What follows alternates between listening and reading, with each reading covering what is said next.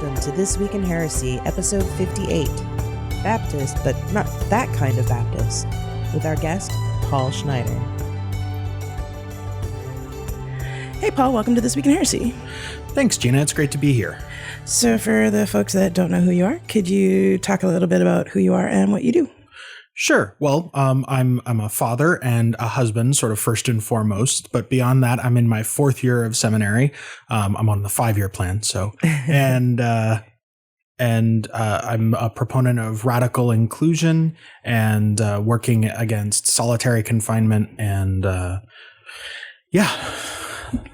So what tradition do you hail from? I come out of the American Baptist tradition. I was born and raised at the First Baptist Church of Berkeley, which was in some ways a major leader in our denomination, particularly around issues around inclusion of LGBTQ people, and to the point where actually our local region actually disfellowshipped the church because we took a stance and were founding members of the Association of Welcoming and Affirming Baptists. That's pretty cool. And I know we've talked about this a lot before, but, what makes you different from, say, the Southern Baptists? Because I know when there's some people, when they hear Baptist, they're like, oh my God, they're so horrible. Yeah.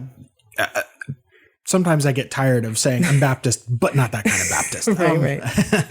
But between the American Baptists and the Southern Baptists, there's there are sort of Baptist principles, and I feel like the American Baptists have stood with their Baptist principles, and the Southern Baptists maybe have not so much. The Southern Baptists are now organized in much more of a top-down leadership style, and the autonomy of the local congregation is still a very important part of the American Baptist tradition, which basically says that a church gets to minister to whom it wants, to accept the members that it wants, and to associate with the people that it wants, sort of regardless of what anybody else in the denomination is doing. And that was one of the major principles that we were standing on at the First Baptist Church of Berkeley when we started ministering to LGBT people. So I guess for people who don't understand what Baptist principles are, what are they in like the short version? Sure.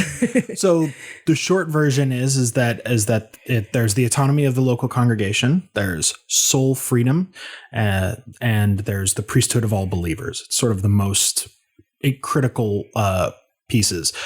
Soul freedom basically says that nobody gets to determine your relationship with God but you. And priesthood of all believers says that you have the right to interpret scripture in and of yourself, which is not to say that you can't seek help, but that you're not required to follow any one path. Your own interpretation, your own soul has the right to draw interpretations. And then autonomy of the local congregation is very much about, like I said before, sort of the local congregation being able to minister to whom they want, when they want. That's really interesting because, witchcraft, it has a lot of the same idea, especially about autonomy, where, your gods are your gods and, how you believe is how you believe. Although, if you go by some people, there's fundamentalists in every religion. Absolutely. We've got our own, although some people might deny that. But anyway, heretic, yeah. And so it's really interesting how that overlaps. And it's really also interesting about the priesthood of all believers, where, do you consider people... I know you have clergy, but do you consider people to act as ministers when needed? Is that kind of part of the idea too? I think it can be. Often in American Baptist congregations, you see a higher degree of lay participation in ministry, where some of even the most traditional ministerial or pastoral roles will be filled by lay people who sort of have those gifts innately. So there is that. But really, I think it's more about the idea that all of us come to the table with a legitimate lived experience and with a legitimate connection to God, or at least seeking that. And that allows us to participate as equals. So even if your pastor has a degree and you do not. When you're both looking at the same passage, your pastor might have a deeper wealth of resources to draw on, but your interpretation is no less valid. Yeah, what's interesting about that statement, and I think that's really beautiful, is that in a lot of traditions, even my own, both of my traditions really, people tend to think that those who have gone to school or those who are considered clergy, ordained, whatever, or, they're initiated in certain traditions, that they have more authority than the layperson. And I've always believed that, I believe this similarly to the way you were describing, where it's like, one person's God is not any more or less worthy of their time and effort than yours. Right. Sort of the way that it tends to be looked at in my denomination, at least in my experience with sort of the local American Baptist churches that I've fellowshipped with, is that the people who are ordained or who have the degree, they are accorded a certain amount of respect. Their learning and their calling affords them that. But the best of them don't parade that out in front. It's not, it becomes part of the background of why they do what they do and how they do what they do, rather than being, well, I went to school, so this is what this says. Certainly when you're preaching out of your own understanding. And I feel especially with the American Baptists that I've fellowshipped with, even those that I disagree with, there's a very strong sense of that that's sort of understood within the congregation, that we're all doing the best that we can and preaching out of our own understanding. And do you think, how do you think that falls into the radical inclusion umbrella? For me, the radical inclusion really becomes the sort of the first version of that I got was very much around LGBTQ inclusion. And once my church, made the decision to actively welcome these people in, and frankly, a lot of them were already there. But when it came to being able to welcome them in and sort of affirm who they were, not as, okay, you're welcome to be here, but you have to be celibate, or you're welcome to be here, but don't talk about who you are. It was, no, you're welcome to be here, and we want all of you here, the whole person. And that concept permeated the consciousness of how we interacted with people. And so it became easier for us to reach out into the community and connect with people even who weren't Christian. Some of the ministries that we included were like the Solano Stroll, where we'd have a booth where we'd pass out buttons that said that God loves you. Nice. With a rainbow flag behind it. And nice. For some people, that was the first time that a church was saying that to them. Mm-hmm. I thought, I always felt like that was pretty significant. I'm part of it for me, part of where I feel maybe a point of, we'll call it pride or ownership, was, my church didn't have a youth group when I was growing up, and their response to that for me was to actually have me join the leadership of the church. So I was actually on the board of deacons as we were making these decisions about who we were going to be and how we were going to do that. I was on the board of deacons when we were disfellowshipped from our region and had to find another region to be part of in order to retain our fellowship with the larger American Baptists. And I remember... and to me, this is what I think differentiates the American Baptists from the Southern Baptists, sort of going back in our conversation. I remember we got letters of support from churches across the country who said, we firmly believe that what you believe is wrong, but it is important to us that you be at the table with us and be in conversation with us and be in fellowship with us, because that's part of what being Baptist is. And that to me speaks very strongly to the difference. It's, Jimmy Carter had to take his church out of the Southern Baptist tradition because they told him that his wife had no place in the ministry. Oh my God. Saying that to Jimmy Carter? Are you kidding?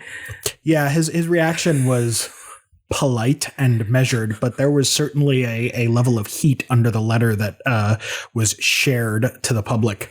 You're going to tell that to Jimmy freaking Carter. And, we're talking about a man who's so at peace, whose response to the idea that he has a, terminal cancer is, meh, I've had a pretty good run. Yeah, I'm still going to do what I'm going to do. Yeah. Yeah. He's amazing. But I'm sure we could talk about Jimmy Carter a lot. Go ahead. I was just going to say, he's in my opinion, the model of what a president should be doing after the presidency, how to lend support and empower organizations and sort of throw your weight behind causes that you think are worthy. And, I hope that all of our presidential alumnus do as well. I hope so too, and we'll see. I have a feeling Obama's going to be really interesting when he finally gets out of office. I'm kind of wondering if he just goes straight back into community organizing without missing a beat. I wouldn't.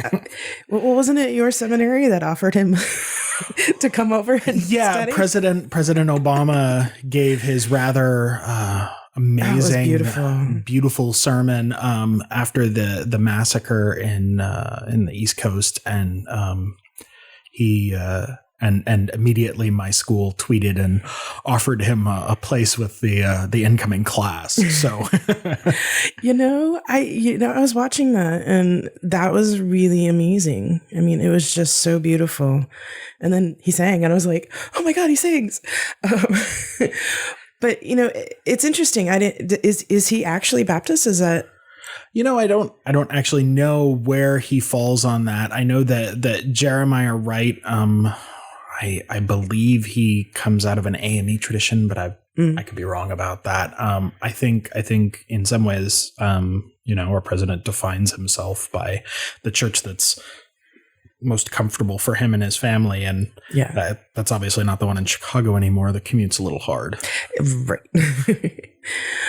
What is it about your church that made your church want to be inclusive, and how does it manifest in its practice? Because it took a lot of guts for your church to really put that out there and be open and affirming, even when you were a kid, because that was a while ago. It was, the Association of Welcoming and Affirming Baptists just had, I think, its 20th anniversary. So wow, yeah, that's amazing. So, and I was 13, 14 when most of this stuff was happening. I had just joined the board of deacons as a member at large. For me, and I had the privilege, I had the same pastor from when I was 9 to when I was 23. Mm-hmm. And her name was Esther Hargis, Esther Hargis. She's an amazing woman. And a lot of who I am theologically, I owe to her. Actually, I owe a lot of who I am theologically to several women, which, This is another big difference between the American Baptists and the Southern Baptists is women in ministry is directly and aggressively affirmed in the American Baptist denomination, and in the Southern Baptist denomination, it's now been completely shut out. But for Esther, the way she put it when I heard her on a panel one time was, she had the revelation that God loves you as if there was no one else in the universe to love. And just as importantly, that's how God feels about everybody else. And when you start coming from that place, you don't assume that people are made wrong. Mm-hmm. They're who they are because that's how they were created to be. And every day we hope and we pray for and we strive to become ever more the people that God created us to be. And so it's a continual creation process in some ways. And so when you start from that assumption, it makes it very difficult to start casting stones at people or start saying that some people belong and some people do not. Right. And, it's not it's a good path, but it's not necessarily an easy path, even on the personal level. Because I know for me, radical inclusion is really a part of my consciousness now. It's really kind of just lodged in my brain as part of my identity. But even then, it's a real struggle sometimes because, we're human, right? We get angry at people. We're like, oh, those people, oh, wait a minute. That's not a monolith over there. Oh, crap. I think for me, one of the things that helps with that is sort of keeping a measure of compassion in mind. After I left First Baptist Berkeley, which I did because I had kids and there was really nobody else who had kids. And so my wife and I were looking for a better fit for our family. One of the places that we went to was the church where she grew up, which is a much more conservative church than the one that I grew up in. And, they're a very good congregation, East Hills Community Church. And they're doing some good work and some important work, starting to reach out into the community of Oakland and really find their place. But one of the biggest things that I learned while being part of East Hills was that these conservatives were not the boogeymen that I thought they were. They loved and they cared for people. And they were just trying to do the best they could with their understanding of what Scripture said, with their understanding of what their tradition was.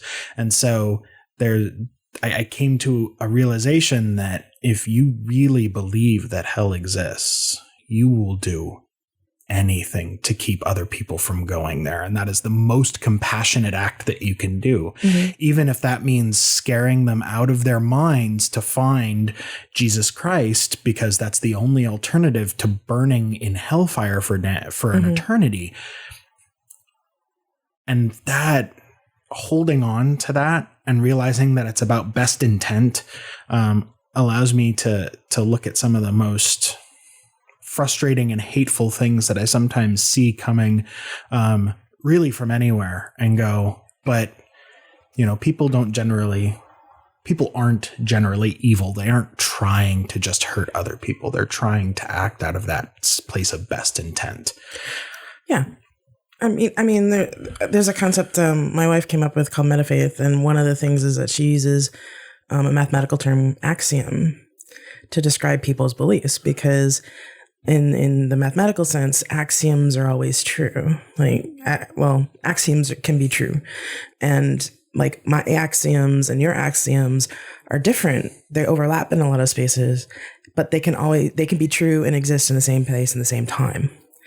And the same is true for the more conservative Christians that, when you're in a room with somebody, their axioms are also true, especially true to them. Right.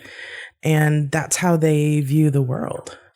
And, it was kind of a revelation when I really thought about that and took that into my head, because it's people don't change overnight. And no matter where they go, they have all of their axioms with them. And so it takes time, if somebody's coming from that into something more open and affirming, it takes time for them to really get into that mind view. Worldview, I guess would be the better word. But they're not, but like you said, they're not acting from a place of you're evil, you're going to hell. It's more of I want to do what's best for you. Right. I want to help you get I definitely agree. Out of the world. I definitely agree. And that podcast, by the way, with you and your wife, and that discussion of metafaith is one of my favorites. And thank you. I've listened to all of your podcasts at this point for This Week in Heresy. So yay, heretic and a fan. Excellent. Yes. So yeah, and the other thing that I do try and do, sort of here and there, is lend my support to my friends who are doing these amazing ministries. And I consider this to be one of them. So thank you. Well, I mean, it's been great to have you on the show, because, we've had very long conversations on sidewalks and in parking lots. Yes. At least lately.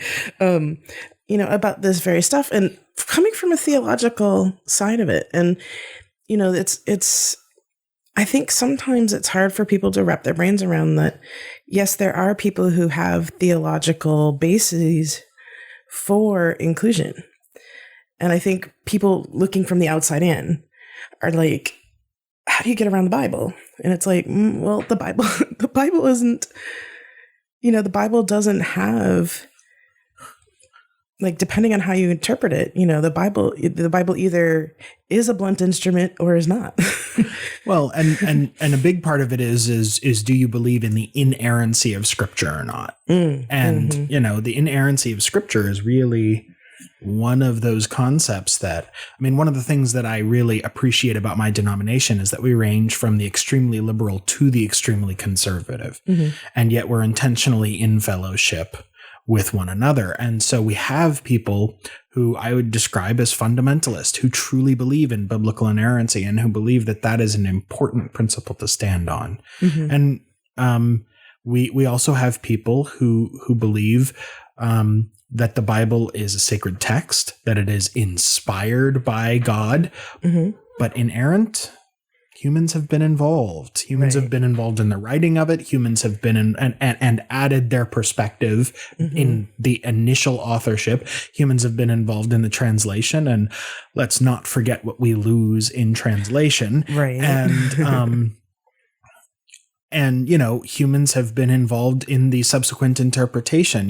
We get this version in English, and it is a version in English, and we then have to take the words on the page and interpret them through our own experience and put them back out. And there are different ways to do that and different lenses to view that interpretation in. And so part of the richness of the American Baptist tradition for me is that we have people who are doing that across the entire spectrum, from, really looking at it almost from just a literary point of view, all the way to people who are, convinced that here is the word of God and that there is no dot over the I or T, cross of the T shall be changed through all of eternity. In your mileage may vary. Right. And it's one of the things that I actually really appreciate about going to the seminary that I go to, the American Baptist Seminary of the West, which definitely deserves a major shout out, along with the rest of the GTU and PSR, and because these schools do amazing work. But the American Baptist Seminary of the West, rather than saying that only one interpretation works, they work actively to present the most current scholarship and the widest possible range of views. Here's what scholarship is saying about these texts. Here's what the opinions are on biblical inerrancy. Right. And and what's really interesting about the work that the GTU does, and and I've taken classes at ABSW, and I've taken classes at PSR and CDSP and all that, is that you are allowed to really think about it and figure it out for yourself. And, that's been a huge blessing in my own ministry, because, now I'm putting more of the Wiccan and Christian stuff together, and I'm actually writing about it these days. So there will be a book eventually. Excellent. I'm glad to hear that. Yeah. And, and especially when it comes around social justice and looking at the Bible through a liberation lens. And it's interesting doing these interviews. It's been really interesting to see how liberation comes in different forms, because I have the pagan side of the street where there's a lot of liberation through different types of deities and through inclusion, through lifting up voices of people of color, especially, and trans women, which is some of the work I've done. But it's really interesting to see how it parallels with a lot of the same work done by progressive Christians. And what's really fascinating to me is that a lot of either group kind of tends to keep themselves separate, when I think it might be better if people started working together. I definitely think you've got something there, and one of the things that ABSW and the GTU in general is working towards is more of that interfaith connection, particularly around issues of social justice.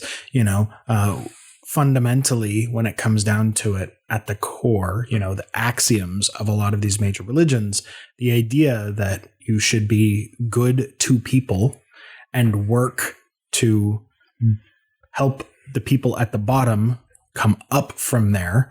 And you can define that however you like, whatever oppressed groups or, marginalized groups that you want to talk about, and bring them into the larger social structure, both religiously and socially. That's an essential part of just about every religion that I've encountered. And so I think the more we work together, the better off we'll be. Oh, yeah. But why do you think people become so myopic about how social justice is supposed to be? Well, I think it goes back to the idea, in some ways, going back to the idea of biblical inerrancy. Having the answer is more comforting than anything else I can think of. To know that you have the right answer. I know what the right answer is to get into heaven. I know what the right answer is about what the scripture says. I know what the right answer is about how these people should actually be treated and whether or not they should actually be included. And it can be very easy, because I think humans are innately sort of tribal in a lot of ways. Yeah. We have a tendency to pull in with people who are like us because that's comfortable.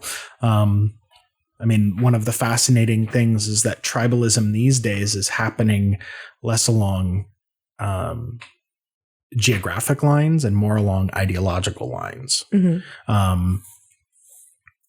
I think the internet is a big facilitator of that. But I think that's a big part of why there are such disagreements about how social justice should be approached, if it should be approached, what it means to do social justice. For me, liberation theology is so exciting because my church was really working and living liberation theology, particularly LGBTQ liberation theology, and never explicitly naming it as such. So when I got to seminary and I was first exposed to sort of, here's liberation theology, capital L, capital T, and I was like, I know what that is. Same here. and the more that I got into it, the more that I saw that there was something so rich that came out of every facet of it that I came across, whether that was sort of the Latin American liberation theology, Black liberation theology, womanist liberation theology, feminist liberation theology. There was always something, there was always a perspective that I lacked. And so for me, that's one of the most exciting parts about encountering these theologies of liberation, and something that I think that, it's part of the reason why I think a seminary education is invaluable to clergy, regardless of what tradition they're coming out of, because whether you agree with liberation theology or not, you have to be versed in it in order to be able to have a cognizant or a competent conversation about it. Yeah, well, it's like learning any other language, I think, and I had the same experience, it's like when I read about liberation theology and womanist theology and all and all of that, like, the Pedagogy of the Oppressed was like a mind-blowing book, right? Sure. I actually read about it recently because I'm doing the 30 days of social justice writings. Okay. And, the whole idea that it just like seeing these points of view, like, hey, look, it's not good for people to be crappy to people. Right. And it's not in our best interest to be crappy to people. So, it just, I guess sometimes, you get so into, it just becomes such a part of you. Like I was saying earlier, like radical inclusion is so much a part of me and who I am and my ministry that it's hard to see that other people have way different ideas from me. Right. And I think to some degree I was helped along in that, First Baptist Church of Berkeley was about 6 blocks from the American Baptist Seminary of the West during the entire time I was growing up and that I attended there.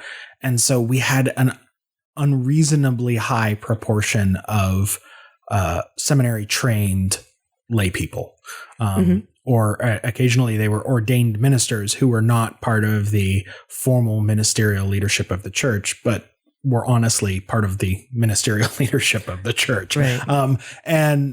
And one of the things that I got growing up was when I had a question and I went to ask somebody about it, they would say, okay, well, here's what I think. And this is why I think that. This is where I read that. And you can go read it for yourself. And you should go talk to that person over there because they think about this differently than I do. Mm-hmm.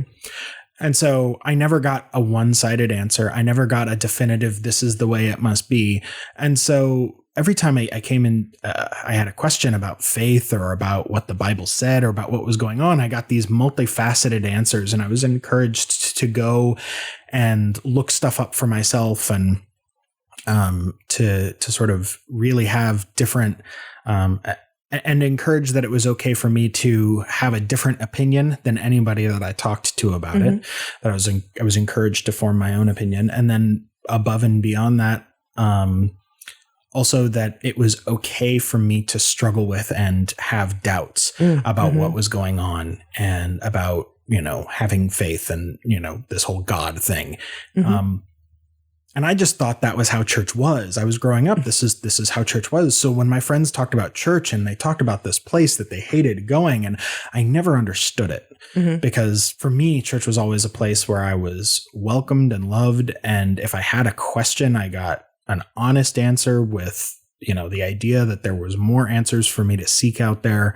And it wasn't really until I got to high school and really started talking with my friends about their churches that I realized that there were some big differences in how church was in other places. Yeah. And it's kind of strange when you get so immersed in one particular tradition and it's like, it's the whole thing about worldview, that becomes your worldview. And it can be really eye-opening when you get out of that worldview. Yeah. And I think in a lot of ways that was when I first began to sort of feel a call toward ministry, was when I realized that that's not how church was for everybody. And that actually really made me mad. Because I strongly felt that obviously this is the way the church should be. And I feel like I've mellowed slightly from that position. That's part of that radical inclusion that I'm working on. There are lots of different ways to be church. And this is one of them. I think it's a particularly good one. But it's, so that's sort of where I come from with that. Yeah. Well, I agree with that. I mean, I don't get quite as angry as I used to, but I get kind of determined to help people realize that, certain things that they see in TV and media about Christianity and other traditions is like the smaller subset. It's not really how all of that works. and it's really like, it really hurts my heart. Yeah. When I hear some of the stories that, especially for queer people, for trans people, like you hear some of these stories and, the mama bear kicks in and wants to go and like smack those people around.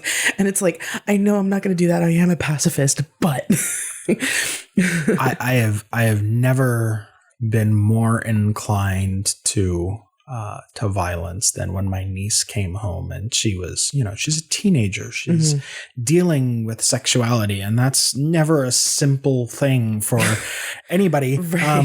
Especially not under the influence of the kind of hormones that you have when you're a teenager. And she had expressed some of her fear and her frustration to a youth pastor who had been her youth pastor from when she was a little girl. And she was basically told that she shouldn't come back. And, she grew up in a more conservative church, but I was livid. I mean, seeing red, really. Yeah. And it took me several minutes to calm down. And normally my temper is such that I blow up and then I'm done, really in a matter of a couple of seconds. But I mean, this one, it really had me going. And it even took me a little while to sit down with her and just say, I'm going to tell you flat out that he was wrong. He was wrong to talk to you that way. He was wrong to approach it that way. And I'm sorry that you had that experience. But yeah, especially because of the church I grew up in and the way that question would have been answered for me with openness and honesty and really a concern for my well-being as opposed to a concern that I might somehow taint the pool, which I really feel was sort of undergirding what this youth pastor said to her. It was very difficult for me to hear and very difficult for me to even bring myself to be back present enough to do the pastoral work that she needed in that moment. Right. And, I don't think it matters how old you are. I mean, I think it's particularly horrific when people do it to children, but, no matter how old you are, losing community like that, especially spiritual community, because of somebody's narrow-minded view, I think is devastating. I had a bad coven and we had, a bad fallout, and I've talked about it before. And, that's devastating. That's a soul, that's just not emotional hurt, but a soul hurt. And those are really devastating. And people don't always bounce back from those. I know lots of people who are no longer part of faith communities because of how they've been treated by faith communities. And I feel very confident leaving that open in general because, I've met people from most every tradition who have had that experience and can't believe anymore because of what they experienced. Yeah. And, I think it's sad because, the community aspect of these traditions is really important. It's the people you are with. And the people who you think, at least at the time, think like you and believe like you. And when it all blows up, it's just kind of like, now what do you do? In a lot of ways, I mean, I sort of consider it like the faith community. These are the people who are supposed to have your back the most, right? Yeah. These are the people who you're supposed to be able to go to when you are hurting, when you have lost everything. And for them to kick your legs out from under you, I mean, I can't even begin to imagine that pain and that hurt. And that's one of the reasons why I think clergy support groups and so on are so important, because sometimes, particularly when you've got your head down and you're doing the work and everything, it's difficult to see how you might be casually moving something to the side for you, and it might be so traumatic to someone else. Yeah. And having a group of people who are going to call you out, who you trust to call you out, who you can go to for support when you say, wow, this doesn't feel right and I don't know what to do about it. I mean, I think that's so important. Oh, absolutely. I mean, I'm lucky that I have quite a few people that I'm able to talk to and be like, dude, I don't know where I'm going right now, or am I hallucinating? Am I thinking about this too much? And, it's super important. And I think some clergy don't realize just how important that is because they're just so invested in their work. And, sometimes the system's set up too that you get kind of isolated, especially in more of like a church with one pastor kind of thing. That system's kind of set up and it happens that way. And, I think, well, I mean, I do a lot of clergy ministry anyway, because I have that set up. So, I think it's hard for people to really realize, oh, wait a minute, I do need that support. When they're like, I got to do everything myself. Yeah. I mean, I think that's where I see some of my friends really struggling, or, people that I know who have been in ministry for years begin to fall down, is when they get it into their heads that they're supposed to be doing everything themselves. And, and they're not relying on the communities that they're a part of and leading, or their friends and allies to help them do some of this stuff. I think if we were supposed to do it alone, we wouldn't have stories about Jesus and his 12 disciples. Right. I think, and for me, a lot of every time I'm struggling with something, the what would Jesus do is kind of a trite thing, but every time I go back, I find such amazing answers in that. I think there's so much to learn from that, and every tradition has their own scriptures and their own stories and their own instructions about how they're supposed to look at this stuff. But I mean, I really feel like for me, where I come out of, that's always helpful when I feel like I'm losing perspective. And I think sometimes that's an underutilized resource too. I think some people can fall into the trap of preaching the word and not necessarily paying attention to what they're preaching, just because it becomes a job. Yeah. And that's a challenging thing. How do you do the job without it just becoming a job? Right. And, how do you do the job without wearing yourself out so much that you have to quit? And that's the other thing that I think a clergy support group, a group of trusted fellow comrades in arms, as it were, can really help you with, is to point out when you might be hitting that point, to call you out and go, might be time for you to take a sabbatical or to go on vacation or to just get someone else to come in and preach next week, just so that you can just sit there and be part of the congregation.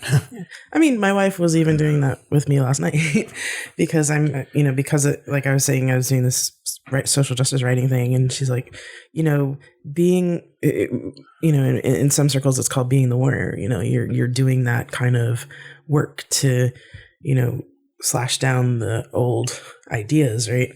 And one thing she said last night is that, that doesn't come without cost. Right.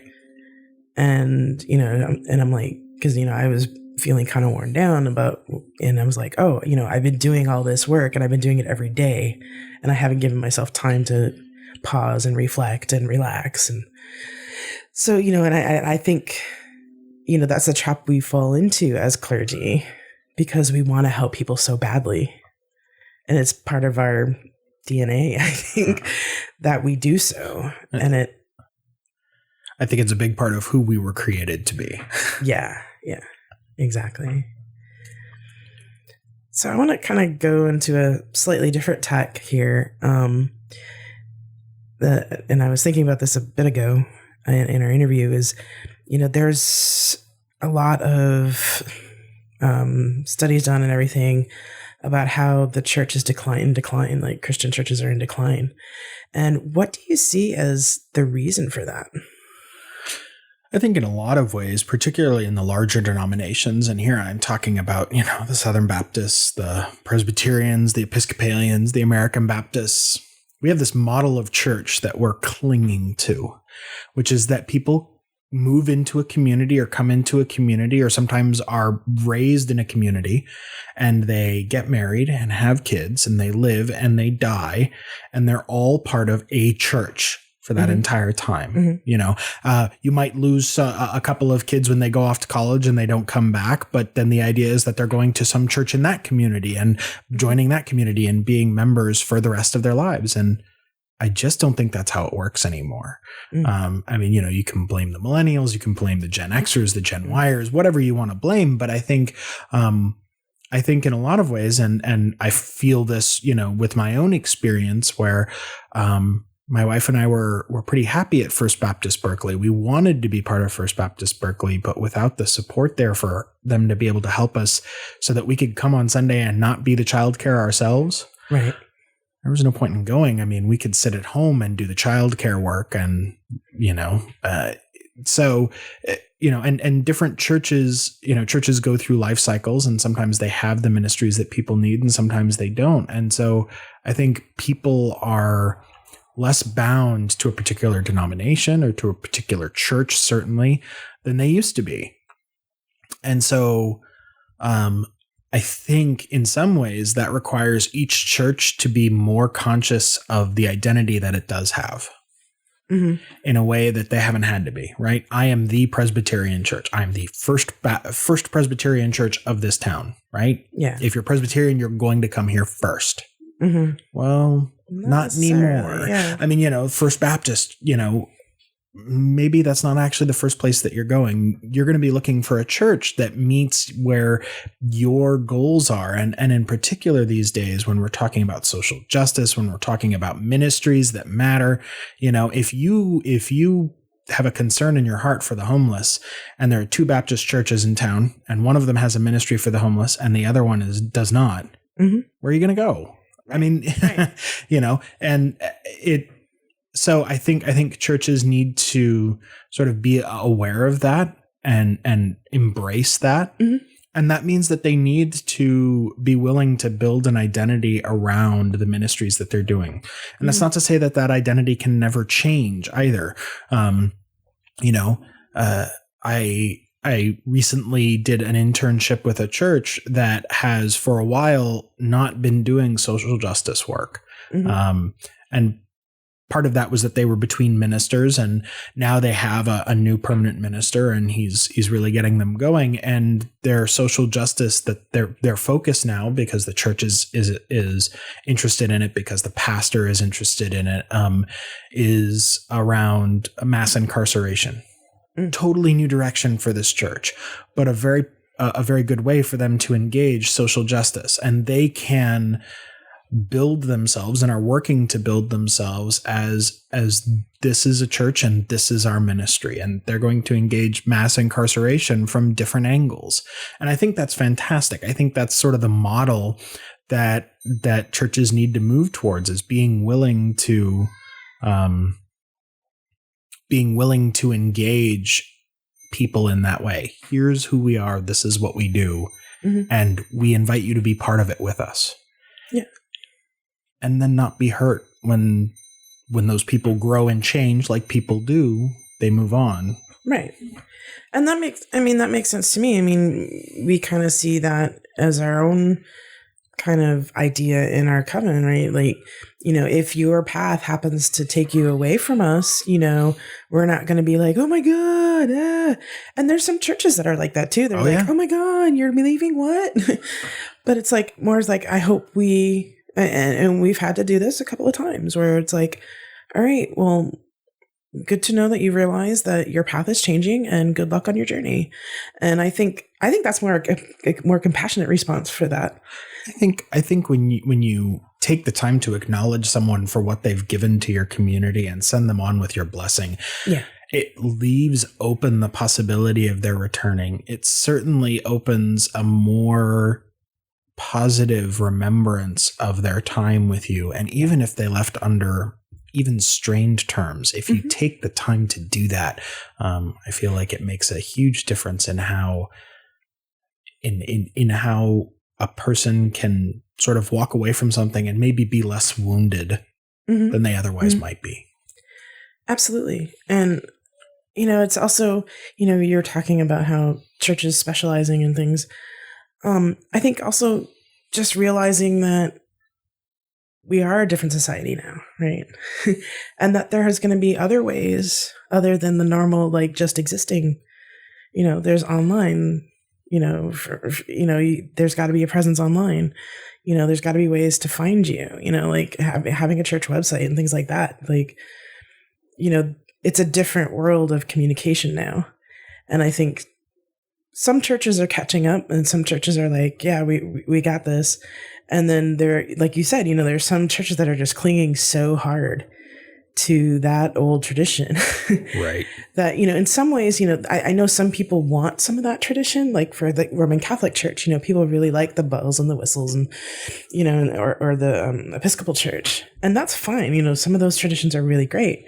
But a lot of the theology, I think, and the ideas of how that theology is disseminated needs to catch up with the modern times. I think that's very true. I mean, just using the American Baptist denomination as an example, regions used to be by necessity geographic. So when we were disfellowshipped from our region, we were kind of immediately cut off from fellowship with the churches in our area, because those were all the churches in our region. There were the 4 churches that were disfellowshipped, and we were all more or less in the same geographic area. And so we were able to maintain and sort of support for each other. But it required us to, we were the First Baptist Church of Berkeley, Wisconsin for a while. because that was the region that we ended up associating with. Oh, jeez. That was 20 years ago. Fast forward 20 years, to today. And, now regions are beginning to, skip and the way that regions are done. There are 3 regions in the American Baptist denomination operating out of the Bay Area. There's and not all of them identify even obviously with the term region anymore. Right. Well, and some of them are based out of Oregon. Some of them are based out of Washington, some of them. And so the region that the First Baptist Church of Berkeley is part of now has churches in Oregon and California and Nevada and Utah and Colorado. And I mean, it's a loosely affiliated geographic region, but it's really more along the lines of this is what the evergreen churches are.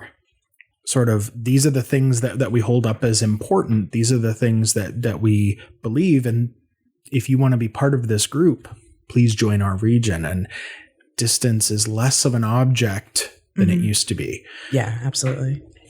So, I mean, that's kind of the impetus for a lot of my ministry. It's like, we have this technology. We're not bound by where we are anymore.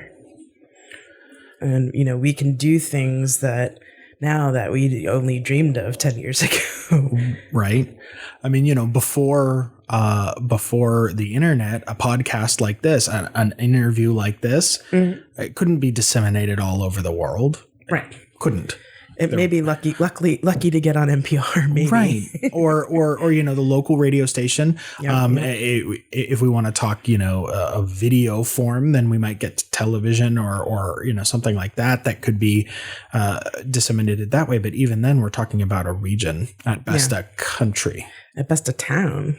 Right. I mean, and realistically, I don't know where all of your listeners are, but I have to imagine that they're spread pretty far and wide these days. Absolutely. I mean, I've had listeners in India and China and Vietnam even, like Japan, Australia. I have a lot of listeners in the UK, but I've interviewed a lot of people from the UK. Sure. I've even had listeners in Russia. There we go. And, that it kind of boggles my mind. And this is kind of a little aside, but it kind of boggles my mind when I think about people who live in places like Russia or the Middle East that I know have listened to my podcast, or China. And it's like, it's dangerous to listen to my podcast in those countries. Sure. Because of my beliefs. And it boggles my mind because, like, sometimes you don't think of how a ministry, an open and affirming ministry, affects people, and you never really know until you either stop and think about these things, where thinking about people listening to my podcast in those countries and what a dangerous proposition that can be. But also, you don't know how many people I don't know how many people I've helped. I know that I get probably 30, 40 downloads in the first day and probably another 25 downloads the second day when a podcast is released. And those are a lot of those people. I have no idea who they are. I mean, I know a small subset because they tell me, like you tell me. Right. But, just existing online and existing and saying, like even your church, and I'm pretty sure your church has a website, right? First Baptist Church of Berkeley. Yeah. Right. But just having that existing and saying, this isn't an open, affirming, safe space. Sometimes just people knowing that exists is a big deal. Absolutely. And I think people don't really understand that until somebody tells you, hey, I listened to this, or hey, I saw your website and I'm so glad you're doing this work. When I was in my mid-20s and really sort of struggling with what was my path and what did I really believe, it was when I was in between churches and so on. I mean, one of the things that I felt was very destructive was, I'd call myself Christian and I had friends who would just shut down on me because they knew what I was going to say. So the corollary to I'm Baptist, but not that kind of Baptist is I'm Christian, but not that kind of Christian. Mm-hmm. And I remember coming to the point where I had to make a decision, and I chose to continue calling myself Christian because I wanted to begin to change what the meaning of that was. I wanted people to know that there were Christians out there who didn't believe that just because you don't believe in Jesus that you're going to hell. I wanted people to know that there were Christians out there who said, you're gay? Okay. Shrug. And what else? What do you do for a living? What is your ministry? What is your special gift? What is the thing that makes you exciting? You know? And so there's been some deliberation for that around me about choosing to still call myself that when and I remember there was a time when the First Baptist Church of Berkeley was considering whether or not they should change their name. To be a name that might not initially, because I mean, a lot of people, they see Baptist and they just keep walking, right? Yeah, like we were talking about earlier, right? And that was part of that conversation as well. Is okay, we can do that, but by giving up that name, we're also giving up, I think redemption is the wrong word, but association. We're giving up the ability to associate that idea with something bigger than it has been. So one final thought I had, and one final question, I suppose, because we're getting close to the end of time. Why do you think the conservative narrative is the narrative right now, and especially in the U.S.? About Christianity specifically. Because in general, it's more unified. So the voice appears bigger than it actually is, because there are lots of churches that will sign on to a narrative that is close enough to what they believe. And beyond that, I think the other thing is because when you ask a conservative church what the answer is, they have an answer. Right, when you ask me what the answer is, I say, well, this is my understanding of it. And in some ways, that is a weaker statement to make. It is a less authoritative statement to make. I feel it's a more honest statement to make. But, you know, and I think it goes back to the idea of wanting to have the answer. If I have the answer, then I know I'm right. And I know you're wrong. And that puts me in a better position. That allows me to be the one with the power. And even if you have that power too, that doesn't take away my power because I still have the answer. But when I say I have an answer, and I know what worked for me. Right. It's like that inherently implies that maybe it won't work for you. And sometimes that's just not what people want to hear. So I think it's easier to be shouting from the rooftops when you know you're right than when you're saying, well, there's different ways to look at this. There's different ways to view this. So I think that's part of why that voice is just so much louder. And I think, you know, it also comes down to the difference between a lived witness as opposed to a spoken witness. And, you know, when you believe that the words have the power, speaking the words shares the power or passes that power out there. When you believe that living the witness makes the difference, then that takes a longer time to have the same level of impact, or at least initial impact, right? To be encountered. Right. That makes sense. Well, as I said, on that note, we are just about out of time. So, as I ask everybody, if people would like to talk to you about more about this and the topics that we raised on the show, what would the best way to get in touch with you would be? The best way would be to get a hold of me by email, and that's Paul J. Schneider, II, all one word, @gmail.com. And at some point in the near future, I think I'm going to have a blog up. I'm working on that idea and sort of figuring it out with my schedule and all of that. But it's something that I've been really thinking about, especially as I'm working through Liberation Theology. Awesome. Well, we will put your email in the show notes. And if you do get the blog started anytime soon, we will also put that in the show notes for later reference. And thank you so much for being on the show. Thank you. It's been a real privilege to be here. I'm such a big fan, and now I'm part of it. So yay! I'd like to thank Paul for joining us for this episode. You can subscribe to This Week in Heresy via iTunes or the Stitcher app, or follow us on Twitter at TWIH Podcast. You can also financially support this podcast through patreon.com. Thank you very much for listening, and if you have any questions or comments, feel free to contact me through www.thisweekinheresy.com.